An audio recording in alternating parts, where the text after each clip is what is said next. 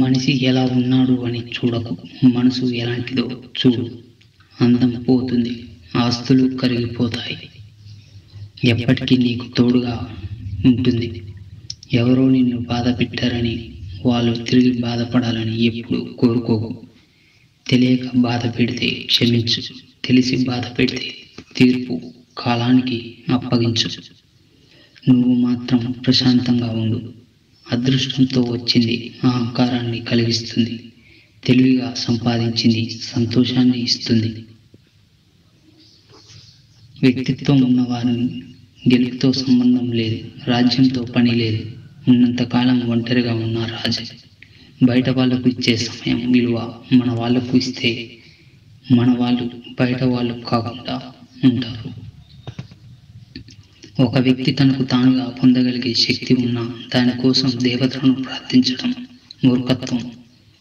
భుజాల మీద ఉన్న బరువుని బలమున్నోడు ఎవడైనా మోస్తాడు, కానీ మనసుతో ఉన్న బాధని, బంధాల విలువ తెలిసినోడు ఒక్కడే మోయగలడు. ఆ బంధం ప్రేమైన, స్నేహమైన, మరే బంధమైనా కొన్నిసార్లు నీ ప్రమేయం లేకుండానే నీ మీద నిందలు వస్తాయి. నువ్వు ప్రతీకారం తీర్చుకోవాలని అనుకో. కోపం రావడం మానవ సహజం. అయితే ఎవరి మీద చూపించాలో తెలుసుకో.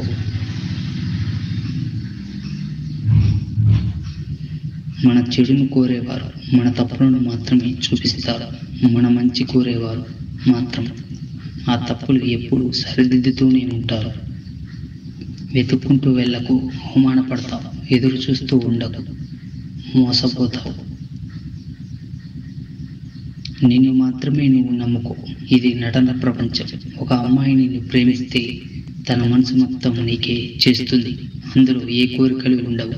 నీ దగ్గర ఏదో కోరుకొని మిమ్మల్ని ఇష్టపడుతుంది అంటే కేవలం మిమ్మల్ని ప్రేమించినట్టు నటిస్తుంది అని అర్థం. నవ్వుతున్నప్పుడు నీళ్లు తాగడం ఎంత కష్టంగా ఉంటుందో, మనసుకి బాధ కలిగినప్పుడు కన్నీళ్లు ఆపడం కూడా అంతే కష్టంగా ఉంటుంది. నమ్మకం, ప్రాణం ఈ రెండు ఒక్కటే. ఒక్కసారి పోతే మళ్ళీ తిరిగి రావు. నమ్మిన వారిని మోసం చేయకు.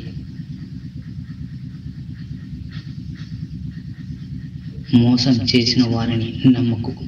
మనకు గల శక్తిని బట్టి మనల్ని మనం అంచనా వేసుకుంటాం. మనం చేసే పనుల బట్టి ఇతరులు మనల్ని అంచనా వేస్తారు. స్వేచ్ఛ ఎవరో ఇస్తే ఇచ్చేది కాదు. తలరాతను ఎప్పుడు నిందించకు. ఒక కష్టం నిన్ను బాధిస్తే 100 సంతోషాలు నీ కోసం ఎదురు చూస్తూ ఉంటాయి. నువ్వు నమ్మితే ఇదే నిజం. ఎదుటి వాడికి బాగా సంపద ఉందని, నీకు లేదని ఎప్పుడు బాధపడవు. నీ దగ్గర నిజాయితీగా లేనప్పుడు మాత్రమే బాధపడు.